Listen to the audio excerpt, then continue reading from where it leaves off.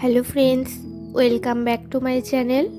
আজ আমি তোমাদের সাথে শেয়ার করব নিরামিষ আলুর দমের রেসিপি। তো নিরামিষ আলুর দম বানানোর জন্য সবার প্রথমে আমি আলুর দমের মশলাটা পেস্ট করে নেব।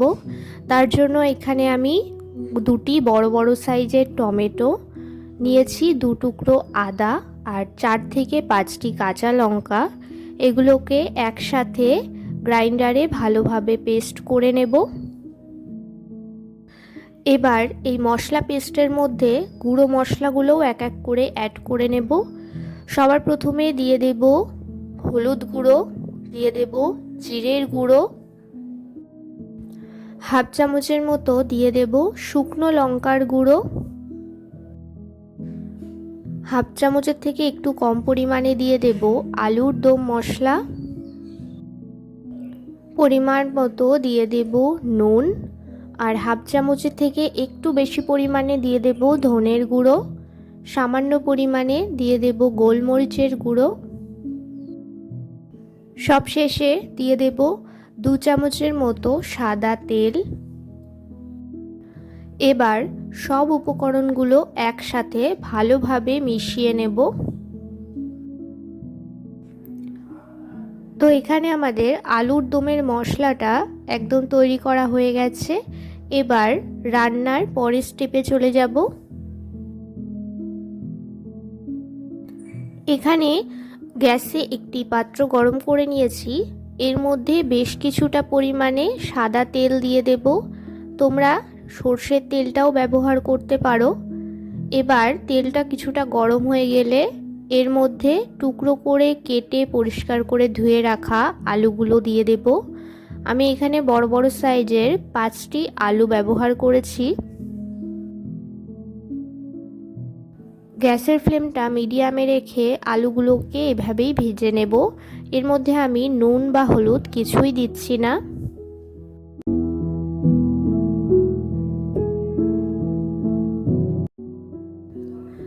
আলুগুলো এখানে বেশ ভালোভাবে ভেজে নিয়েছি। এবার তেল থেকে তুলে নেব। এবার ওই তেলের মধ্যেই ফোড়ন দিয়ে দেব গোটা গরম মশলা, শুকনো লঙ্কা ও দিয়ে দেব 1 চামচের মতো চিনি। চিনিটা দিলে আলুর দমের কালারটা খুব সুন্দর আসবে।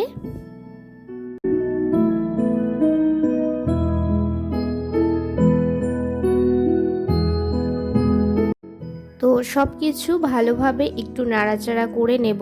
আর চিনিটা যখন গলতে শুরু করবে তখন এর মধ্যে পেস্ট করে রাখা ওই মশলাটা দিয়ে দেব।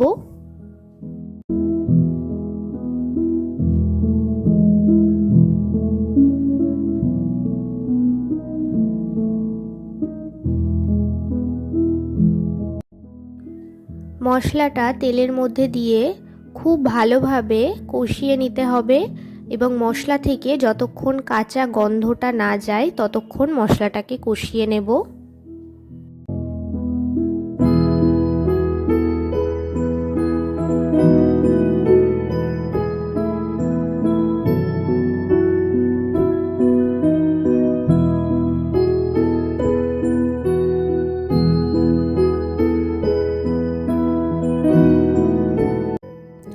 এখানে মশলাটা খুব ভালোভাবে কষিয়ে নিয়েছি।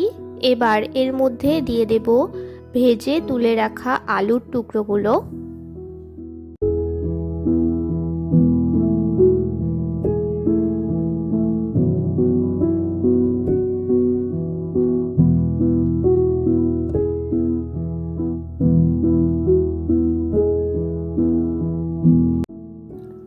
আলুগুলো দিয়ে মশলার সাথে খুব ভালোভাবে কষিয়ে নেব।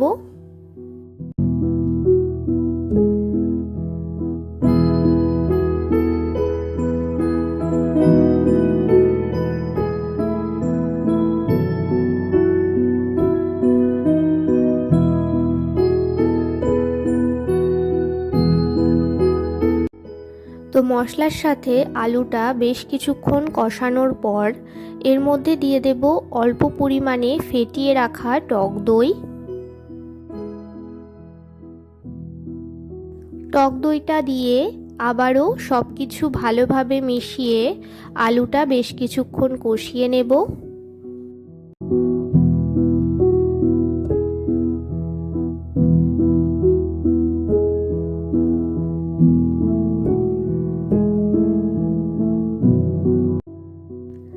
এবার এর মধ্যে আমি পর্যাপ্ত পরিমাণে জল দিয়ে দেব।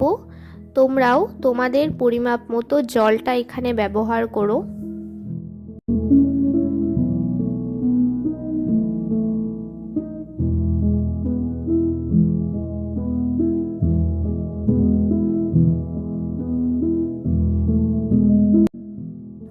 জলটা দিয়ে সব কিছু ভালোভাবে একটু মিশিয়ে নিয়ে ঢেকে দেব।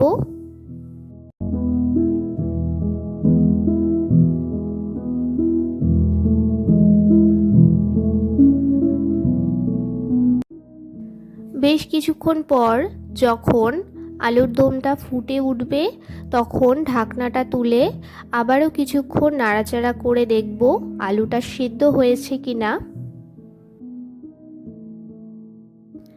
এইভাবে কিছুক্ষণ পর পর ঢাকনাটা তুলে আলুটা একটু চেক করে নিতে হবে। আর এই সময় তোমরা নুনটাও একটু দেখে নিও।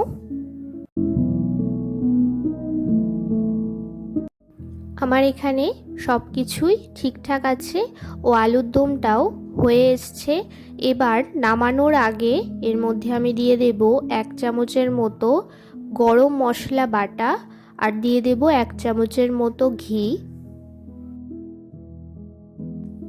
এবার সব কিছু ভালোভাবে মিশিয়ে 5 মিনিটের জন্য গ্যাসের ফ্লেমটা একটু লোতে রেখে ঢেকে নামিয়ে নেব।